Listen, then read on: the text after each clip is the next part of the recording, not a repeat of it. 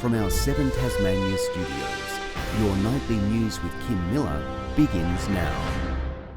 The Government Spirit of Tasmania replacement project has sailed back into controversy.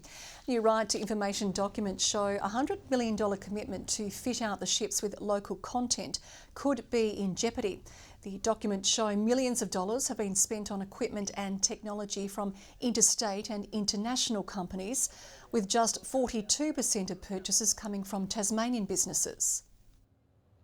They're trying to claim that engines manufactured in Finland are actually local content. They're not. The government says the shipbuilder has until the end of the warranty period of Spirit 5 to satisfy the local content requirement and will face penalties if that isn't met. Tasmania has rolled out the welcome mat for an ultra-luxury cruise liner. The Scenic Eclipse 2 making her maiden voyage, sailing into Hobart's waterfront this morning and ready to embark on its trip to the icy continent.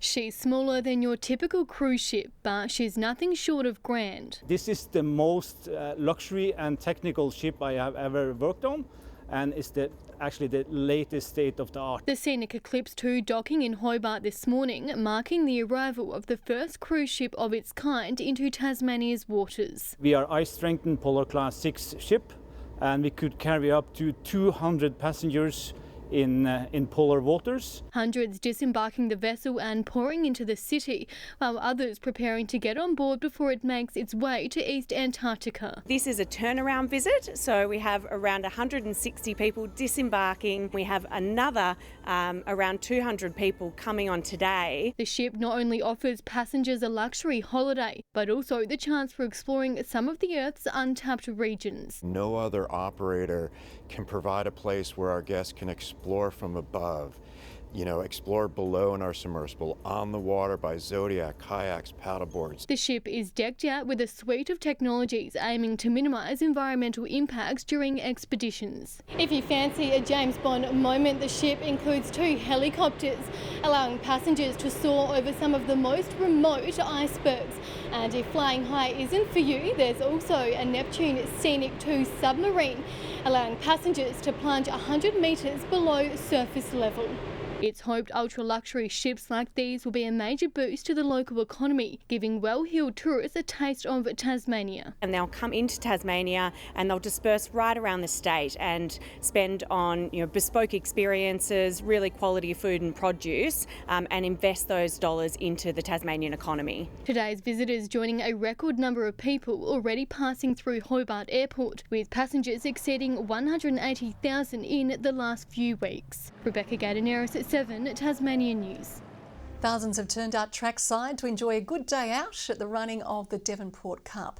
With crowds up on last year, the event provided a perfect opportunity for many to have a flutter or dress to impress. Horses and hats in abundance, locals racing to the Devonport Cup, one of the Northwest's biggest and most historic events. The Cup itself's been running since 1919 and interrupted only once in 1943 due to World War II. The gate's expecting about 6,000 punters, 1,000 more than last year. Perfect weather bringing in many for a cup of champagne. Some returning to the racecourse, others coming for the first time. I come every year, or this first year? Nah, first time this year. I've been coming since I was little, and it's my 4th time. Plenty believing they know how to pick a winner. Yeah, I've hopefully get up a little bit. Yeah, do you think you'll go sky high? Yeah, got a few inside tips. Dressing to impress, some trying to crack the code to be named best dressed in the fashions on the field. The judges looking for something modern, which also reflects traditional race looks. Just somebody who really carries her outfit well and has a great flair for fashion as well. Leading some to think outside the box. When you run us through what's going on? No, that's just fashion. I We're like the coming fashion. as rough and ready. Yeah.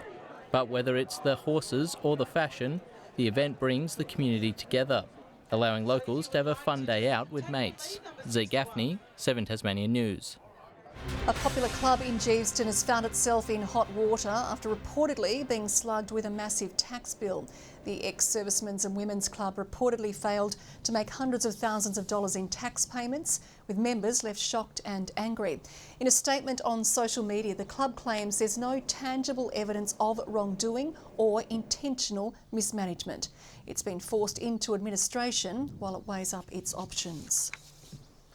A Tasmanian devil called Norbert has kept urgent care centre staff busy this festive period as Tasmania's Medicare clinics mark 60,000 patients treated since opening in 2023. Launceston Centre is one of the busiest in the country, treating 23,000 people, including those who've had a run-in with a Tassie devil. One with a tourist putting a hand over the edge and 3 other keepers out at Trewanna. So Norbert's kept us busy. 1 in 5 patients are children under the age of 15.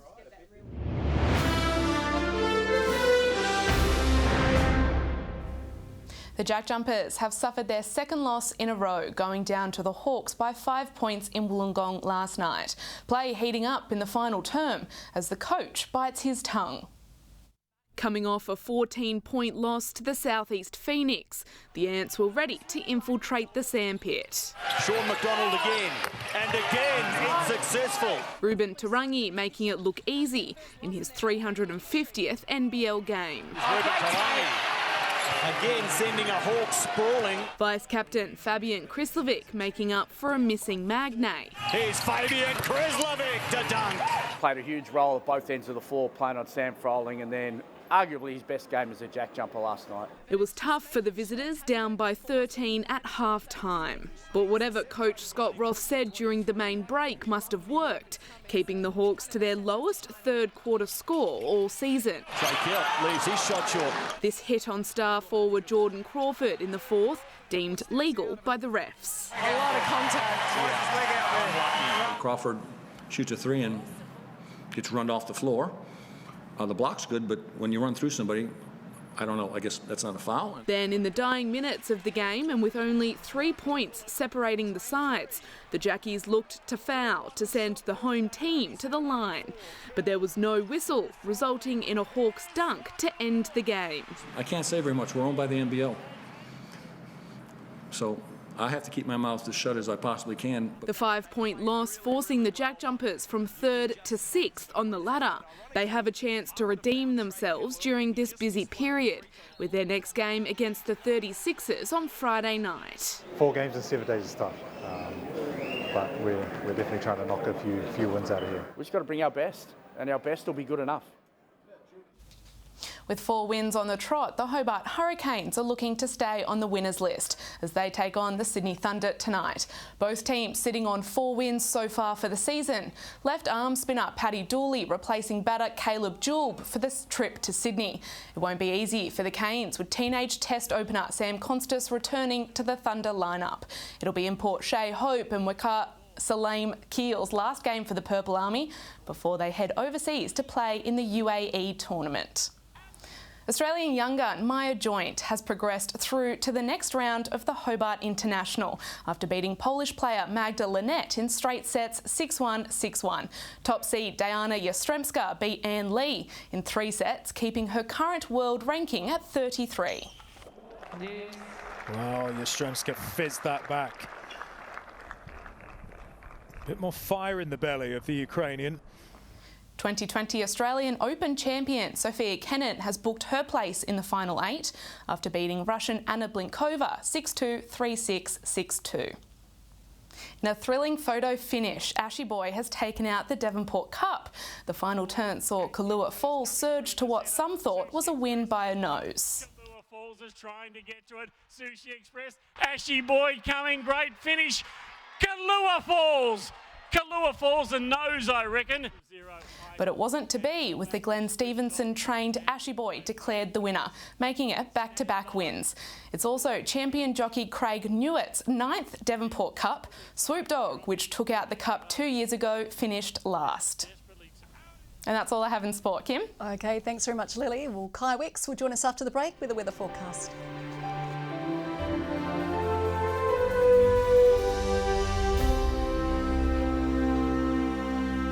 Good evening. 23 in Hobart today. Launceston 24, 20 for the Devonport Cup and 19 in Burnie. Now it reached 28 at Ouse, 25 at Grove. Strawn 23, but 22 the common temperature across the islands. Luncheon Hill, Friendly Beaches and Maria Island, Low Head and St Helens both 20 and 19 degrees at Lyowini. Clear skies were experienced across the majority of the state today, with no significant rainfall in sight.